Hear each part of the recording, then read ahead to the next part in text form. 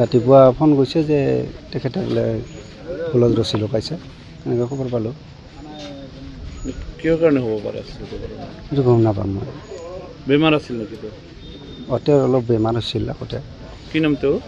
বুদ্ধেশ্বৰ ৰায়। কিমান দিন আগত চাকৰিত যোগদান কৰিছে? চাকৰিত যোগদান হোৱা 15 বছৰমান হ'ব। ল'ৰা ছোৱালী কেইজন আছে? 2জন। ঘৈণীয়েক আছে? ঘৈণীয়েক আছে। ক'ত ঘৰ? গাৰুগাঁও। গাৰুগাঁও এই বঙাইগাঁও ডিষ্ট্ৰিক্ট। আপোনাৰ কি? মোৰ জেঠৰ ল'ৰা হয়, দাদা। তেখেতৰ পৰিয়ালৰ তেওঁই মুৰব্বী। এতিয়া তেওঁ এইটো হোৱাৰ পিছত তেওঁৰ পৰিয়ালৰ কিবা এটা যদি সুবিধাৰ কাৰণে ধৰ কিবা চৰকাৰে কিবা ব্যৱস্থা লয়, সেইখিনিয়ে ক'ম আৰু। এতিয়া নাই আৰু তেওঁৰ ছোৱালী 2জনী আৰু পত্নীটো আছে। এতিয়া সমস্ত দায়িত্বৰ পত্নীৰ ওপৰতে পৰিল।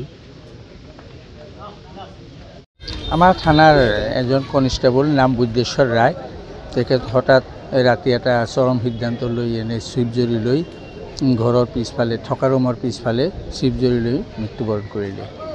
আৰু কাৰণটো ধৰিব পৰা নাই, কিয় বা তেওঁ এইটো কাম কৰিলে ধৰিব নোৱাৰিলোঁ। যোৱা ৰাতিও মই তেখেতক লগ কৰিছোঁ, কথা পাতিছোঁ। থানাত আহিছিলোঁ মই কিবা এটা কামত। মোক সুধিছে, দাদা ভালে আছা না? বোলো আছোঁ। এওঁৰ ঘৰ হৈছে শীতলচুটি, এই আমাৰ ত্ৰিজন গ্ৰামৰ সিফালে শীতলচুটি নামৰ ঠাইত। গাৰুগাঁও। বেলেগ কিবা থাকিব পাৰে নেকি? বেলেগ তেওঁৰ বেমাৰ থকাহেন আমি জানো আগৰে পৰাই। ৰাতিপুৱা ফোন কৰিছে যে তেখেতে বোলে ফুলত ৰছী লগাইছে, এনেকৈ খবৰ পালোঁ। কিহৰ কাৰণে হ'ব পাৰে? সেইটো গম নাপাম মই। বেমাৰ আছিল নেকি?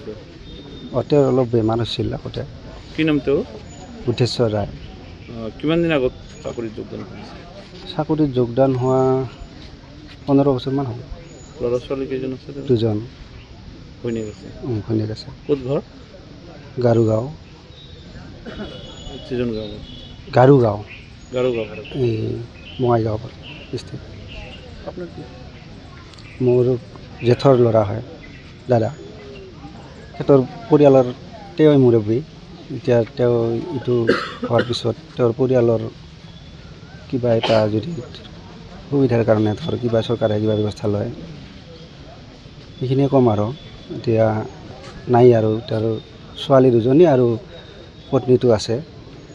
এতিয়া সমস্ত দায়িত্বৰ পত্নীৰ ওপৰতে পৰিল।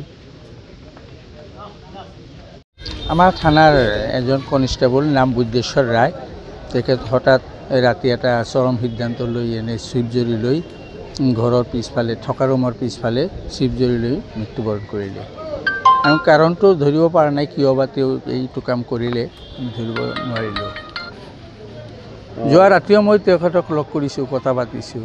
থানাত আহিছিলোঁ মই কিবা এটা কামত। মোক সুধিছে, দাদা ভালে আছা না? বোলো আছোঁ। এওঁৰ ঘৰ হৈছে শীতলচুটি, এই আমাৰ ত্ৰিজন গ্ৰামৰ সিফালে শীতলচুটি নামৰ ঠাইত। গাৰুগাঁও। বেলেগ কিবা থাকিব পাৰে নেকি? বেলেগ তেওঁৰ বেমাৰ থকাহেন আমি জানো আগৰে পৰাই,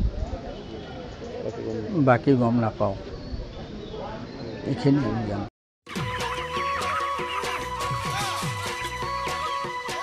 অতি কম দিনতেই একোটা এনেকুৱা হৈ যায়।